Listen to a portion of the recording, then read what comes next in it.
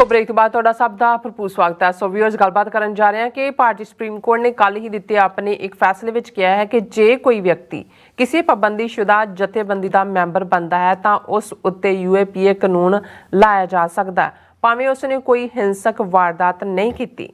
ਇਸ ਦਾ ਮਤਲਬ ਹੈ ਕਿ ਆਉਣ ਵਾਲੇ ਦਿਨਾਂ ਵਿੱਚ ਬਹੁਤ ਸਾਰੇ ਜਿਹੜੇ ਸਿੱਖ ਨੌਜਵਾਨ UAPA ਦੇ ਥੱਲੇ ਜੇਲ੍ਹਾਂ ਵਿੱਚ ਬੰਦ ਕਰਨ ਦਾ ਰਸਤਾ ਸੁਪਰੀਮ ਕੋਰਟ ਨੇ ਪੱਧਰਾ ਕਰ ਦਿੱਤਾ ਹੈ। ਸੋ ਇਸ ਬਾਰੇ ਆਪਾਂ ਗੱਲਬਾਤ ਕਰਨ ਜਾ ਰਹੇ ਹਾਂ। ਸੋ ਅਸੀਂ ਚਾਹਾਂਗੇ ਕਿ ਤੁਸੀਂ ਇਸੇ ਤਰ੍ਹਾਂ ਬਣੇ ਰਹਿਣਾ, ਦੇਖਣ ਸੁਣਨ ਜਾਂ ਲਿਖਣ ਲਈ ਤੁਹਾਡਾ ਸਭ ਦਾ ਬਹੁਤ ਬਹੁਤ ਸ਼ੁਕਰੀਆ ਜੀ। ਰਾਜ ਸਾਹਿਬ ਕੀ ਵਿਚਾਰਾਂ ਨੇ? ਦੇਖੋ, ਕਿਸੇ ਵੀ ਡੈਮੋਕ੍ਰੇਸੀ ਦੇ ਜਿਹੜੇ 3 ਪਿਲਰ ਨੇ ਉਹਨਾਂ ਦੇ ਵਿੱਚ ਜ਼ਾਹਰ ਹੈ ਲੈਜਿਸਲੇਚਰ, ਐਗਜ਼ੈਕਟਿਵ ਔਰ ਜੁਡੀਸ਼ਰੀ, ਔਰ ਜਿਹੜੇ ਅੱਗੋਂ ਡੈਮੋਕ੍ਰੇਸੀ ਨੂੰ ਬਿਆਨਣ ਵਾਲੇ ਸਿਆਣੇ ਨੇ ਉਹ ਮੀਡੀਆ ਨੂੰ ਵੀ ਉਸ ਦਾ ਚੌਥਾ ਪਿਲਰ ਮੰਨਦੇ ਨੇ। ਔਰ ਕਿਉਂਕਿ ਇਹ ਇਸ ਲਈ ਪਿਲਰ ਹੈ ਕਿ ਭਾਈ ਜੇ ਇੱਕ ਪਿਲਰ ਡਿੱਗ ਜਾਏ, ਭੁਰ ਜਾਏ, ਦੂਸਰਾ ਖੜਾ ਰੱਖੇਗਾ ਇਮਾਰਤ ਨੂੰ, ਦੂਸਰਾ ਵੀ ਭੁਰ ਜਾਏ, ਡਿੱਗ ਜਾਏ, ਤੀਸਰਾ ਰੱਖੇਗਾ। ਔਰ ਜ਼ਾਹਰ ਹੈ ਕਿ media as a watch dog ਹੈ ਜਿਹੜਾ ਉਹਨਾਂ ਤਿੰਨਾਂ ਦੇ ਉੱਤੇ ਹੀ ਨਜ਼ਰ ਰੱਖੇਗਾ ਔਰ ਉਹਨਾਂ ਦੀ ਕਾਰਗੁਜ਼ਾਰੀ ਦੇ ਉੱਤੇ ਲੋਕਾਂ ਨੂੰ ਸੁਚੇਤ ਕਰੇਗਾ। ਅੱਛਾ, ਭਾਰਤ ਜਿਹੜਾ ਆਪਣੇ ਆਪ ਨੂੰ ਦੁਨੀਆ ਦੀ ਸਭ ਤੋਂ ਵੱਡੀ ਜਮਹੂਰੀਅਤ ਕਹਿ ਕੇ ਆਪਣਾ ਸੌਦਾ ਵੇਚਦਾ ਰਿਹਾ, ਹੁਣ ਤਾਂ ਮੋਦੀ ਨੇ G20 ਦੇ ਵੇੜੇ ਜਿਹੜੇ ਵੱਡੇ ਵੱਡੇ ਕੰਧਾਂ ਦੇ ਪਿੱਛੇ ਲਾਏ ਹੋਏ ਸੀ, ਮੋਟੋ ਕੰਧਾਂ ਤੇ, ਉਹ ਇੰਡੀਆ ਮਦਰ ਆਫ ਆਲ ਡੈਮੋਕ੍ਰੇਸੀਜ਼, ਹੁਣ ਤਾਂ ਇਹਨਾਂ ਨੂੰ ਵਿਸ਼ਵ ਗੁਰੂ ਵੀ ਬਣ ਗਏ, ਆਪੇ ਹੀ ਬਣੇ ਹੋਏ ਨੇ। ਆਪੇ ਮੈਂ ਰੱਜੀ ਪੁੱਜੀ, ਆਪੇ ਮੇਰੇ ਜੀਣ ਮਾਪੇ, ਆਪੇ ਹੀ ਵਿਸ਼ਵ ਗੁਰੂ, ਆਪੇ ਹੀ ਪਹਿਲਾਂ ਲਾਰਜੈਸਟ ਡੈਮੋਕ੍ਰੇਸੀ ਕਹਿੰਦੇ ਸੀ, ਹੁਣ ਲੱਗਾ ਲਾਰਜੈਸਟ ਵੀ। ਉਹ ਜਿਹੜੇ ਨਾਰਸਿਸਿਸਟ ਹੁੰਦੇ ਨੇ ਜਾਂ ਦੂਜੇ, ਉਹਨਾਂ ਨੂੰ ਫਿਰ ਛੋਟੇ 'ਚ ਸੈੱਟ ਨਹੀਂ ਹੁੰਦੇ, ਫਿਰ ਉਹਨੂੰ ਮਦਰ ਆਫ ਆਲ ਡੈਮੋਕ੍ਰੇਸੀਜ਼ ਬਣ ਗਏ। ਉਹ ਲਾਇਆ ਹੋਏ ਸੀ ਵੱਡੇ ਵੱਡੇ, ਹੱਸਦੇ ਹੋਣੇ ਨੇ ਅੰਦਰ ਜਾ ਕੇ ਕਿ ਵੀ ਚੰਗੇ ਤੁਸੀਂ ਮਾਂ ਹੋ, ਜੋ ਕੁਝ ਤੁਸੀਂ ਕਰ ਰਹੇ ਹੋ। ਉੱਥੇ G20 ਦੇ ਹੁੰਦਿਆਂ ਪੰਜਾਬ ਦੇ ਵਿੱਚ ਇੰਟਰਨੈਟ ਬੰਦ ਔਰ ਫੜੋ ਫੜੀ, ਦੂਸਰਾ ਉਹਨੂੰ ਨਜ਼ਰ ਆ ਗਿਆ ਵੀ ਇਹ ਡੈਮੋਕ੍ਰੇਸੀਜ਼ ਕੀ ਹੈ।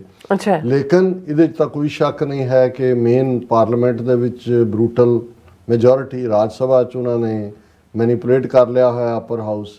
29 ਸੂਬਿਆਂ 'ਚੋਂ ਆਲਮੋਸਟ ਮੈਜੋਰਿਟੀ ਕੀ 3/4 ਦੇ ਵਿੱਚ ਇਹਨਾਂ ਦੀਆਂ ਸਰਕਾਰਾਂ। ਔਰ ਮੀਡੀਆ, ਉਹ ਤਾਂ ਈਵਨ ਲੈਜਿਸਲੇਚਰ ਦੀ ਮੈਜੋਰਿਟੀ ਲੈਣ ਲਈ ਮੀਡੀਆ ਨੂੰ ਪ੍ਰੀ 2014 ਪੀਰੀਅਡ 'ਚ ਅੰਨਾ ਹਜ਼ਾਰੇ ਤੇ ਦੂਸਰੇ ਤੀਸਰੇ ਫਿਨੋਮੀਨਾ ਦੇ ਵੇੜੇ ਲੈ ਲਿਆ। ਤੇ ਜਦੋਂ ਪਾਵਰ ਆ ਗਏ 2014 'ਚ, ਹੌਲੀ ਹੌਲੀ ਹੌਲੀ ਜਿਹੜਾ ਥੋੜ੍ਹਾ ਬਹੁਤ ਵੀ ਡਾਈਸੈਂਟਿੰਗ ਸੀ ਮੀਡੀਆ ਜਾਂ ਜਿਹੜਾ ਆਜ਼ਾਦਾਨਾ ਫਰੀडम ਆਫ ਐਕਸਪ੍ਰੈਸ਼ਨ ਦੀ ਗੱਲ ਕਰਦਾ ਸੀ, ਉਹਨਾਂ ਨੂੰ ਅੰਬਾਨੀਆਂ ਅਡਾਨੀਆਂ ਰਾਹੀਂ ਖਰੀਦ ਲਿਆ।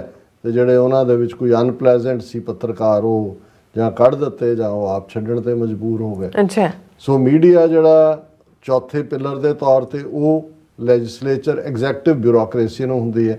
ਤੇ ਬਿਊਰੋਕਰੈਟ ਜਿਹੜੇ ਅੰਗਰੇਜ਼ਾਂ ਦੇ ਜ਼ਮਾਨੇ ਤੋਂ ਉੱਥੇ ਖੜੇ ਕੀਤੇ ਹੋਈ ਹੈ, ਉਹਨਾਂ ਦੀ ਇੱਕ ਤਹਿਜ਼ੀਬ ਹੈ। ਉਹ ਤਾਂ ਹੁੰਦਾ ਹੈ ਕਿ ਭਾਈ ਸਾਹਿਬ ਦੀ ਅੱਖ ਦੇਖੋ, ਜਿੱਧਰ ਦਾ ਸਾਹਿਬ ਹੈ, ਰਨ ਤਾਂ ਐਡਮਿਨਿਸਟ੍ਰੇਸ਼ਨ ਬਿਊਰੋਕਰੈਟਾਂ ਨਹੀਂ ਕਰਨਾ ਹੁੰਦਾ। ਉਹ ਜੇ ਬੈਂਗਣ ਬਣ ਗਿਆ ਬਾਦਸ਼ਾਹ ਤੇ ਉਹ ਬੈਂਗਣ ਦੇ ਦਾਸ ਨੇ, ਤੇ ਜੇ ਗੋਭੀ ਬਣ ਗਈ ਤਾਂ ਗੋਭੀ ਦੇ ਦਾਸ ਨੇ। ਜਿਵੇਂ ਉਹ ਕਹਾਣੀ ਇੱਕ ਬੜੀ ਪਪੂਲਰ ਹੈ ਕਿ ਵੀ ਕੋਈ ਆਫਿਸਰ ਪੋਸਟ ਹੋਇਆ ਕਿਤੇ, ਉਹਦੇ ਖਾਨਸਾਮੇ ਨੇ ਉਹਨੂੰ ਪੁੱਛਿਆ ਕਿ ਜੀ ਤੈਨੂੰ ਕੀ ਪਸੰਦ ਆ? ਉਹ ਕਹਿੰਦਾ ਮੈਨੂੰ ਬੈਂਗਣ ਪਸੰਦ ਨੇ। ਉਹ ਲੈ ਆਇਆ, ਉਹਨੇ ਬਣਾਇਆ, ਉਹਨੇ ਕਿਹਾ ਵੀ ਵਾਹ ਵਾਹ ਵਾਹ, ਬਹੁਤ ਵਧੀਆ ਬਹੁਤ ਵਧੀਆ। ਦੂਜੇ ਦਿਨ ਫੇਰ ਲੈ ਆਇਆ, ਤੀਜੇ ਦਿਨ ਫੇਰ ਲੈ ਆਇਆ। ਫਿਰ ਉਹਨੂੰ ਇੱਕ ਦਿਨ ਲੱਗਾ ਕਿ ਵੀ ਇਹ, ਉਹਨੇ ਕਿਹਾ ਯਾਰ ਤੂੰ ਰੋਜ਼ ਹੀ ਬਣਾ ਦਿੰਦਾ।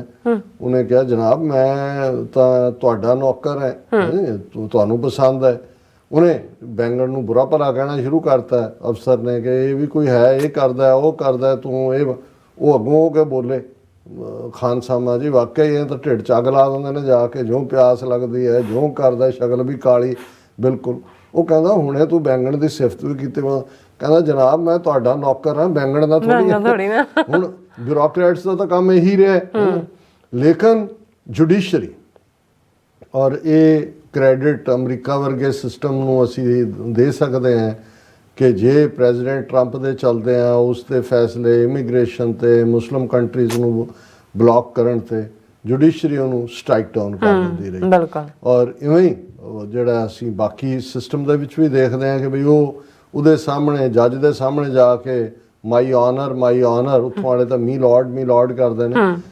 ਲੇਕਿਨ ਉਹਨਾਂ ਦੇ ਕੋਲ ਉਸ ਪਾਵਰ ਦਾ ਹੋਣਾ। ਇਸੇ ਲਈ ਜਿਹੜੇ ਜੱਜ ਨੇ ਅਮਰੀਕਾ ਦੇ ਵਿੱਚ ਤਾਂ ਉਹਨਾਂ ਦੀ ਕੋਈ ਉਮਰ ਹੀ ਨਹੀਂ ਹੁੰਦੀ ਕਦੋਂ ਰਿਟਾਇਰ ਹੋਣ। ਔਰ ਉਹ ਇੱਕ ਆਜ਼ਾਦਾਨਾ ਤੌਰ ਦੇ ਉੱਤੇ ਉਹਨਾਂ ਨੂੰ ਹਰ ਆਈਡੀਓਲੋਜੀਕਲੀ ਉਹਨਾਂ ਦਾ ਬੈਂਡ ਹੁੰਦਾ ਹੈ, ਕਿਉਂਕਿ ਉਹਨਾਂ ਦੀ ਕਨਫਰਮੇਸ਼ਨ ਤਾਂ ਹੁੰਦੀ ਹੈ ਥਰੂ ਸੈਨੇਟ, ਜੋ ਕਿ ਕਿਹੜਾ ਜਿਹੜਾ ਥੋੜ੍ਹਾ ਜਿਹਾ ਕੰਜ਼ਰਵੇਟਿਵ ਸਾਈਟ ਹੈ, ਲੈਫਟ ਹੈ। ਪਰ ਜਦੋਂ ਕੋਈ ਵੀ ਨੈਸ਼ਨਲ ਇੰਟਰਸਟ ਦੇ ਇਸ਼ੂ ਆਉਂਦੇ ਨੇ, ਮੈਜੋਰਟੀ ਆਫ ਦਾ ਟਾਈਮਸ ਉਹ ਫਿਰ ਸੱਚ ਦੇ ਨਾਲ ਹੀ ਖਲੋਂਦੇ ਨੇ। ਅੱਛਾ, ਭਾਰਤ ਦੇ ਵਿੱਚ ਉਹਨਾਂ ਨੇ ਕਿਵੇਂ ਜੁਡੀਸ਼ਰੀ ਵੀ ਜਿਹੜੀ ਹੈ ਉਹ ਕਹਾਣੀ ਕਰ ਲਈ। ਕਹਾਣੀ ਤਾਂ ਪਹਿਲਾਂ ਹੀ ਸੀ, ਹੁਣ ਅੰਨੀ ਕਰ ਲਈ। ਕਹਾਣੀ ਤਾਂ ਉਦੋਂ ਹੀ ਸੀ ਜੇ ਨਵੰਬਰ 84 ਦਾ ਸਿੱਖਾਂ ਨੂੰ ਇਨਸਾਫ ਨਹੀਂ ਮਿਲਿਆ 38-39 ਸਾਲ ਬਾਅਦ ਵੀ, ਕਿਉਂਕਿ ਕਾਂਗਰਸ ਦੀਆਂ ਹਕੂਮਤਾਂ ਰਹੀਆਂ। ਤੇ ਕਿਉਂਕਿ ਜਦੋਂ ਦੂਸਰਿਆਂ ਦੀਆਂ ਵੀ ਆ ਗਈਆਂ, ਉਹਨਾਂ ਨੂੰ ਵੀ ਲੱਗਾ ਕਿ ਵੀ ਇਹ ਤਾਂ ਮੈਜੋਰਿਟੀ ਇਸ ਤੋਂ ਖੁਸ਼ ਹੁੰਦੀ ਜਦੋਂ ਮਾਈਨੋਰਟੀ ਨੂੰ ਕੁੱਟ ਪਏ। ਇਹੀ ਗੁਜਰਾਤ 2002 ਦੇ ਹਵਾਲੇ ਨਾਲ ਵੀ ਹੈ। ਹੁਣ ਅੱਜ ਜਦੋਂ ਅਸੀਂ ਗੱਲਬਾਤ ਕਰ ਰਹੇ ਹਾਂ, ਅੱਜ ਸਭ ਤੋਂ ਵੱਡੀ ਖਬਰ, ਹੁਣ ਰਾਹੁਲ ਗਾਂਧੀ ਨੇ ਕੁਝ ਸਮਾਂ ਪਹਿਲਾਂ ਗੁਜਰਾਤ ਦੇ ਇੱਕ ਥਾਂ ਤੇ ਆਪਣੇ ਭਾਸ਼ਣ ਦੇ ਵਿੱਚ ਉਹਨੇ ਕਿਹਾ ਕਿ ਵੀ ਇਹ ਕੋਈ ਅਜੀਬ ਕੋਇਨਸੀਡੈਂਸ ਹੈ ਜਾਂ ਕੀ ਹੈ ਵੀ ਜਿਹਦੇ ਨਾਲ ਵੀ ਮੋਦੀ ਲੱਗਾ ਹੁੰਦਾ ਉਹ ਚੋਰ ਹੁੰਦਾ। ਹੁਣ ਕਿੰਨੇ ਲੈ ਕੇ ਦੌੜੇ, ਉਹਨੇ ਕੋਈ ਗਲਤ ਨਹੀਂ ਸੀ ਕਿਹਾ, ਫਲਾਣਾ ਲਲਿਤ ਮੋਦੀ, ਫਲਾਣਾ ਮੋਦੀ, ਫਲਾਣਾ ਮੋਦੀ। ਉਹ ਉਹਨਾਂ ਨੇ ਬੜੀ ਚਲਾਕੀ ਨਾਲ ਗੁਜਰਾਤ ਦੇ ਇੱਕ ਕੋਰਟ ਦੇ ਵਿੱਚ ਇੱਕ ਕੇਸ ਲਾਇਆ ਹੋਇਆ ਸੀ। ਇਹ 2 ਸਾਲ ਪਹਿਲਾਂ ਦੀ ਗੱਲ, ਮਤਲਬ ਸ਼ਾਇਦ ਉਸ ਤੋਂ ਵੀ ਪਹਿਲਾਂ ਹੋਏ, ਕਿ ਜੀ ਇਹ ਜਿਹੜੀ ਮੋਦੀ ਜ਼ਾਤ ਹੈ ਉਸ ਦਾ ਅਪਮਾਨ ਕਰਤਾ, ਸਾਰੇ ਮੋਦੀ ਵਰਗ ਨੂੰ ਜਿਹੜਾ ਕੰਡੈਮ ਕਰਤਾ। ਹੁਣ ਕੱਲ ਜਿਹੜਾ ਹੈ ਉਹ ਗੁਜਰਾਤ ਦੀ ਅਦਾਲਤ ਨੇ ਫੈਸਲਾ ਸੁਣਾਇਆ ਰਾਹੁਲ ਗਾਂਧੀ ਦੇ ਖਿਲਾਫ। ਉਹਨਾਂ ਨੇ ਕਿਹਾ ਜੀ ਬਿਲਕੁਲ ਇਸ ਨੇ ਜਿਹੜਾ ਇਹ ਟਿੱਪਣੀ ਕਰਕੇ ਕੀਤਾ ਔਰ ਇਸ ਲਈ 2 ਸਾਲ ਦੀ ਸਜ਼ਾ ਰਾਹੁਲ ਗਾਂਧੀ ਨੂੰ। ਹੁਣ ਨਾਲ ਦੀ ਨਾਲ ਉਹਨਾਂ ਨੇ ਕਿਹਾ ਜੀ ਹਾਂ ਇਹਨੂੰ ਸਸਪੈਂਡ ਕੀਤਾ ਜਾਂਦਾ, ਸਜ਼ਾ ਨੂੰ 30 ਦਿਨ ਦਾ ਪੀਰੀਅਡ ਹੈ ਕਿ ਰਾਹੁਲ ਗਾਂਧੀ ਅਪੀਲ ਕਰ ਸਕਦੇ। ਔਰ ਅਜੇ ਉਹ ਫੈਸਲਾ ਆਇਆ ਹੀ ਤੇ ਲੋਕ ਸਭਾ ਦਾ ਜਿਹੜਾ ਸਿਸਟਮ ਇਹਨੂੰ ਹੈਂਡਲ ਕਰਦਾ ਹੈ, ਕਿਉਂਕਿ ਆਲਰੇਡੀ ਕਿਸ ਕਿਸਮ ਦਾ ਕਾਨੂੰਨ ਹੈ ਕਿ ਜਿਹਨੂੰ 2 ਸਾਲ ਦੀ ਸਜ਼ਾ ਹੋਏ, 2 ਇਅਰਸ ਐਂਡ ਅਬਵ ਕਨਵਿਕਸ਼ਨ ਹੋਏ, ਉਹਦੀ ਮੈਂਬਰੀ ਨਹੀਂ ਰਹਿੰਦੀ। ਹਾਲਾਂਕਿ ਉਹਨਾਂ ਨੇ ਸਸਪੈਂਡ ਕੀਤਾ ਹੈ ਅਜੇ ਤਾਂ ਜਿਹੜੀ ਉਹਦੀ ਸਜ਼ਾ ਹੈ, ਕਿਉਂਕਿ ਅਪੀਲ ਹੈ, ਅਪੀਲ ਕੋਰਟ ਹੋਏਗਾ। ਔਰ ਅੱਜ ਰਾਹੁਲ ਗਾਂਧੀ ਨੂੰ ਐਮਪੀ ਚੋਂ ਵੀ ਕੱਢਤਾ ਉਹਨਾਂ ਨੇ ਵੀ ਹੁਣ ਅੱਜ ਭਾਰਤ ਭਰ ਦੇ ਵਿੱਚ ਕਾਂਗਰਸ ਵਾਲੇ ਬਾਹਰ ਨਿਕਲੇ ਨੇ। ਉਹ ਪਹਿਲਾਂ ਪ੍ਰੈਜ਼ੀਡੈਂਟ ਨੂੰ ਮਿਲਣ ਜਾਣ ਲਈ ਉਹਨਾਂ ਨੇ ਪ੍ਰੋਟੈਸਟ ਕੱਢਣਾ ਚਾਹਿਆ, ਉਹਨਾਂ ਨੂੰ ਰੋਕ ਦਿੱਤਾ। ਅੱਜ ਸਾਰਾ ਤੁਸੀਂ ਟੀਵੀ ਮੀਡੀਆ ਤੇ ਦੇਖੋ ਇਹੀ ਡਿਸਕਸ ਹੋ ਰਿਹਾ ਵੀ ਉਹ ਰਾਹੁਲ ਗਾਂਧੀ ਨੂੰ ਕਰਤਾ, ਕਾਂਗਰਸ ਨਾਲ ਆਪੋਜੀਸ਼ਨ ਵੀ ਆ ਕੇ ਖਲੋ ਗਈ ਤਾਂ ਦੂਜੇ। ਹੁਣ ਤੁਸੀਂ ਦੇਖੋਗੇ ਵੀ ਜਦੋਂ ਗੱਲ ਤਾਂ ਉਹੀ ਹੈ ਜਿਸ ਨੂੰ ਇੱਕ ਪਾਸੇ ਸਾਡੇ ਪੰਜਾਬੀ 'ਚ ਬੜੇ ਰਿਚ ਐਕਸਪ੍ਰੈਸ਼ਨਸ ਨੇ ਕਿ ਵੀ ਜਦੋਂ ਆਪਣੇ ਘਰ ਅੱਗ ਲੱਗਦੀ ਹੈ ਬਿਲਕੁਲ ਉਦੋਂ ਪਤਾ ਲੱਗਦਾ ਹੈ ਦੂਸਰੇ ਦੇ ਘਰ ਅੱਗ ਲੱਗੀ ਤਾਂ ਬਸੰਤਰ ਹੀ ਲੱਗਦੀ ਹੈ। ਹਾਂ, ਕਿਉਂਕਿ ਉਹ ਬਸੰਤ ਤੋਂ ਆਇਆ, ਬਸੰਤ ਸਪਰਿੰਗ, ਉਵੇਂ ਹੀ ਪੀਲਾ ਅੱਗ ਦੀਆਂ ਰਾਟਾਂ ਕਹਿਣ ਵਾਹ ਵਾਹ ਵਾਹ ਬਸੰਤ ਪੰਜਵੀਂ ਵਰਗਾ ਜਿਹੜੇ ਸਾਲ 'ਚ ਫਿਰ ਬਸੰਤ ਆਈ ਲੱਗਦੀ। ਹੁਣ ਅੱਜ ਸਾਰੇ ਚੀਕਾਂ ਇੰਨੇ ਤੇ ਬੈਠੇ ਨੇ ਡੈਮੋਕ੍ਰੇਸੀ ਖਤਮ ਹੋ ਜਾ। ਰਾਹੁਲ ਗਾਂਧੀ ਪਹਿਲਾਂ ਵੀ ਯੂਕੇ 'ਚ ਆਕਸਫੋਰਡ 'ਚ ਵੀ ਚੀਕਾਂ ਮਾਰ ਕੇ ਆਇਆ, ਉਹਦੇ ਪਿੱਛੇ ਪਏ ਹੋਏ ਸੀ ਕਿ ਵੀ ਤੂੰ ਭਾਰਤ ਦੀ ਬੇਇੱਜ਼ਤੀ ਕਰਾਤੀ ਜਾਂਦਾ। ਲੇਕਿਨ ਪੰਜਾਬ 'ਚ ਪਿਛਲੇ 7 ਦਿਨ ਤੋਂ ਕੀ ਚੱਲ ਰਿਹਾ ਹੈ, ਕਿਸੇ ਨੇ ਦੀ ਆਵਾਜ਼ ਨਹੀਂ ਨਿਕਲੀ। ਕਿਸੇ ਨੇ ਨਹੀਂ ਕਿਹਾ ਜੀ ਇੰਟਰਨੈਟ ਕਿਉਂ ਬੰਦ ਹੈ, ਕਿਸੇ ਨੇ ਨਹੀਂ ਕਿਹਾ ਕਿ ਭਾਈ ਇਹ ਜਿਹੜੀ NIA ਹੈ ਜਾ ਕੇ ਸੈਂਕੜਿਆਂ ਨੌਜਵਾਨਾਂ ਨੂੰ ਚੁੱਕਿਆ ਜਾ ਰਿਹਾ, ਤੁਸੀਂ ਪੰਜਾਬ ਨੂੰ ਕਿਸ ਪਾਸੇ ਵੱਲ ਲਿਜਾ ਰਹੇ ਹੋ ਔਰ ਸਾਰਾ ਤੁਸੀਂ ਸਿੱਖ ਕੌਮ ਨੂੰ ਬਦਨਾਮ ਕਰਨ ਤੇ ਲੱਗੇ ਹੋਏ ਹੋ। ਹੁਣ ਜ਼ਾਹਰ ਹੈ ਕਿ ਵੀ ਜਿਹੜਾ ਜਿਸ ਜੱਜ ਨੇ ਫੈਸਲਾ ਸੁਣਾਇਆ, ਗੁਜਰਾਤ ਲਿਖਿਆ ਵੀ ਗੁਜਰਾਤੀ 'ਚ ਫੈਸਲਾ ਉਹਨਾਂ ਦਾ ਖੜਾ ਕੀਤਾ। ਸੋ ਮਤਲਬ ਅੱਗੇ ਤਾਂ ਹੁੰਦਾ ਸੀ ਨਾ ਕੋਈ ਕਹਾਵਤ ਦੇਣ ਲਈ ਹੁੰਦਾ ਸੀ ਇਸ ਬਾਰੇ ਕਿ ਜੀ ਚੋਰ ਤੇ ਕੁੱਤੀ ਰਲੇ ਹੋਏ ਨੇ।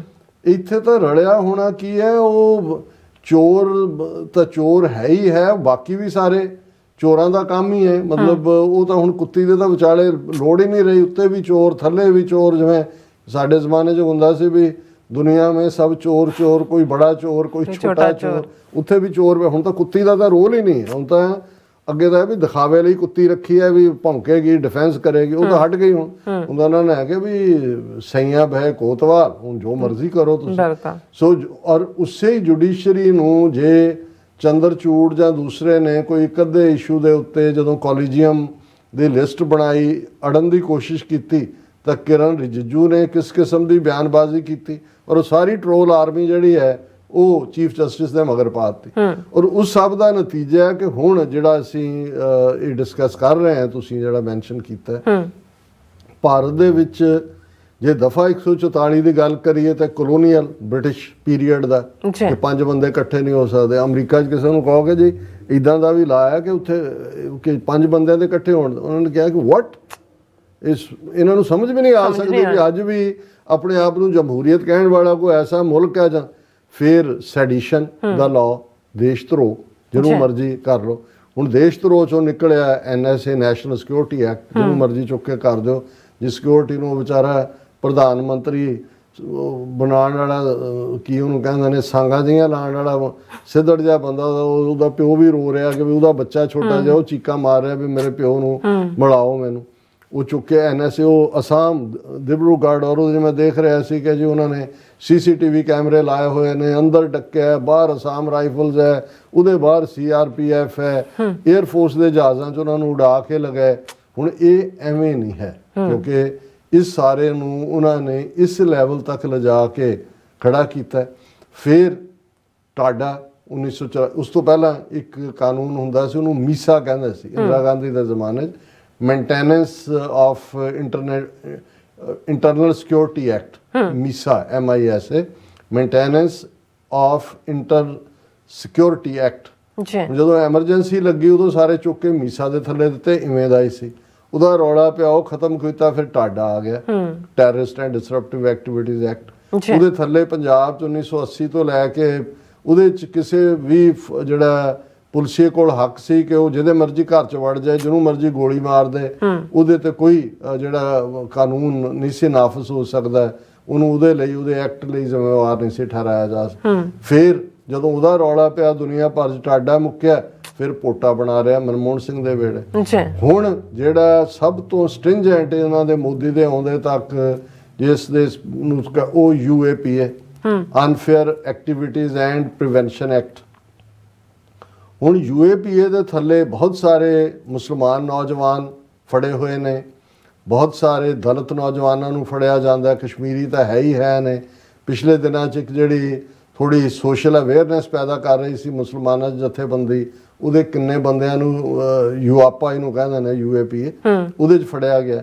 ਹੁਣ ਇੱਕ 2011 ਦੇ ਵਿੱਚ ਸੁਪਰੀਮ ਕੋਰਟ ਦੇ 3 ਜੱਜਾਂ ਨੇ ਫੈਸਲਾ ਦਿੱਤਾ ਸੀ ਕਿ ਬਈ ਜੇ ਕੋਈ ਆਰਗੇਨਾਈਜੇਸ਼ਨ ਹੈ, ਜਿਵੇਂ ਸਿਮੀ ਸੀ ਮੁਸਲਮਾਨ ਸਟੂਡੈਂਟਸ, ਉਹਨੂੰ ਪਾਬੰਦੀ ਲਾ ਦਿੱਤੀ ਉਹਦੇ ਤੇ, ਜਾਂ ਇਹਨਾਂ ਨੇ SFJ ਤੇ ਪਾਬੰਦੀ ਲਾਈ ਹੈ, ਸਿੱਖਸ ਫਾਰ ਜਸਟਿਸ ਤੇ।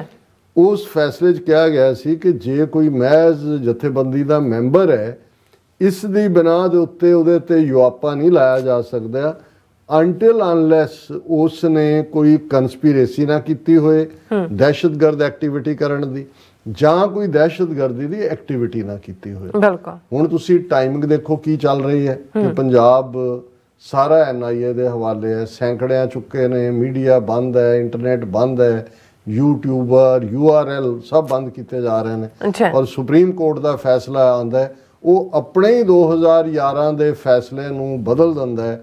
mere membership of an unlawful association sufficient to constitute offence under UAPA rule supreme court ਨੇ ਕਿਹਾ ਜੀ ਇਹ ਜ਼ਰੂਰੀ ਨਹੀਂ ਹੈ ਵੀ ਉਹਨਾਂ ਨੇ ਕੋਈ ਵਾਇਲੈਂਸ ਕੀਤੀ ਹੈ ਕਿ ਨਹੀਂ ਕੀਤੀ, ਕੋਈ ਕੰਸਪੀਰੇਸੀ ਕੀਤੀ ਹੈ ਕਿ ਨਹੀਂ ਕੀਤੀ। ਜੇ ਕੋਈ ਜਥੇਬੰਦੀ ਦਾ ਮੈਂਬਰ ਹੈ ਤੇ ਇਹੀ ਕਾਫੀ ਹੈ ਉਸ ਦੇ ਉੱਤੇ ਯੂਆਪਾ ਲਾਉਣ ਦਾ। ਹੁਣ ਇਹਦੀ ਟਾਈਮਿੰਗ ਦੇਖੋ, ਜੋ ਚੱਲ ਰਿਹਾ ਪੰਜਾਬ 'ਚ ਉਹਨੂੰ ਦੇਖੋ। ਬਿਲਕੁਲ। ਪੰਜਾਬ 'ਚੋਂ ਚੁੱਕ ਕੇ 7 ਬੰਦਿਆਂ ਨੂੰ 에ਅਰ ਫੋਰਸ ਦੇ ਜਹਾਜ਼ਾਂ 'ਚ ਉੱਥੇ ਡਿਬਰੂਗੜ੍ਹ ਲਿਜਾ ਕੇ ਉੱਥੇ ਤਾੜਨ ਦਾ ਦੇਖੋ। ਔਰ ਸਾਰਾ ਮੇਨ ਸਟ੍ਰੀਮ ਮੀਡੀਆ ਵੱਲੋਂ ਜਿਹੜਾ ਦਿੱਤਾ ਜਾ ਰਿਹਾ ਨੈਰੇਟਿਵ ਦੇਖੋ। ਤੇ ਫਿਰ ਕੀ ਇਹ ਨਜ਼ਰ ਨਹੀਂ ਆਉਂਦਾ ਕਿ ਭਾਈ ਇਹ ਸਿੱਖਾਂ ਦੀ ਨਸਲਕੁਸ਼ੀ ਦਾ ਅਗਲਾ ਦੌਰ ਆਪਰੇਸ਼ਨ ਵੁੱਡਰੋਜ਼ 2 ਦੇ ਥੱਲੇ, ਔਰ ਉਸ ਸਾਰੇ ਦੇ ਚੱਲਦੇ ਆ। ਈਵਨ ਮੈਂ ਦੇਖ ਰਿਹਾ ਸੀ ਵੀ ਇਹਨਾਂ ਨੇ ਹੁਣ ਬਲਜੀਤ ਕੌਰ ਜਿਹਦੇ ਕੋਲ ਜੇ ਇਹਨਾਂ ਦੇ ਕਹਿਣ ਮੁਤਾਬਕ ਅੰਮ੍ਰਿਤਪਾਲ ਸਿੰਘ ਰਾਤ ਰਹਿ ਕੇ ਗਏ, ਉਦੋਂ ਤੱਕ ਤਾਂ ਜੇ ਅੰਮ੍ਰਿਤਪਾਲ ਸਿੰਘ ਕਨਵਿਕਟ ਵੀ ਨਹੀਂ ਹੈ, ਲੇਕਿਨ ਉਹਨਾਂ ਨੇ ਕਿਹਾ ਜੀ ਉਹਦੇ ਘਰੋਂ ਦੇ ਫੋਨ ਵੀ ਬਰਾਮਦ ਕੀਤੇ ਗਏ ਔਰ ਉਹਦੇ ਘਰੋਂ ਰੈਡੀਕਲ ਲਿਟਰੇਚਰ ਮਿਲਿਆ। ਹੁਣ ਰੈਡੀਕਲ ਲਿਟਰੇਚਰ ਕੀ ਹੋਏਗਾ? ਇਤਿਹਾਸ ਦੀਆਂ ਕਿਤਾਬਾਂ ਹੋਣਗੀਆਂ, ਕੋਈ ਅਜੋਕੇ ਜਿਹੜੇ ਰਾਈਟਰਸ ਨੇ ਲਿਖੀਆਂ ਉਹ ਹੋਣਗੀਆਂ। ਹੁਣ ਉਹਨੂੰ ਕਿਤਾਬਾਂ ਨੂੰ ਅੰਦਾਜ਼ਾ ਲਾਓ ਕਿ ਜੀ ਇਹ ਉਹਨਾਂ ਨੇ ਉਹਦੇ ਤੇ ਬੜਾ ਈਜ਼ੀਲੀ UAPA ਯੂਆਪਾ ਲਾ ਸਕਦੇ ਨੇ। ਕਿ ਜੀ ਇਹ ਤਾਂ ਦਹਿਸ਼ਤਗਰਦੀ ਨਾਲ ਜੁੜਿਆ ਹੋਇਆ ਪਾਰਟ ਹੈ। ਅੱਛਾ ਸੋ ਇਹ ਸਾਡੇ ਉੱਤੇ ਜਿਹੜੀ ਟੋਟਲ ਵਾਰ ਨਾਫਿਸ ਕੀਤੀ ਹੋਈ ਹੈ, ਬਿਲਕੁਲ ਉਸ ਦੇ ਇੱਕ ਬੜੇ ਖਤਰਨਾਕ ਦੌਰ ਚੋਂ ਅਸੀਂ ਗੁਜ਼ਰ ਰਹੇ ਹਾਂ ਜੀ। ਡਾਕਟਰ ਸਾਹਿਬ ਤੁਹਾਡਾ ਬਹੁਤ ਬਹੁਤ ਧੰਨਵਾਦ। ਸੋ ਥਲੇ ਨੇ ਬ੍ਰੇਕ ਫਿਊਰਸ ਤੁਸੀਂ ਇਸੇ ਤਰ੍ਹਾਂ ਬਣੇ ਰਹਿਣਾ। ਮਿਲਦੇ ਹਾਂ ਛੋਟੇ ਜਿਹੇ ਵਕਫੇ ਤੋਂ ਬਾਅਦ।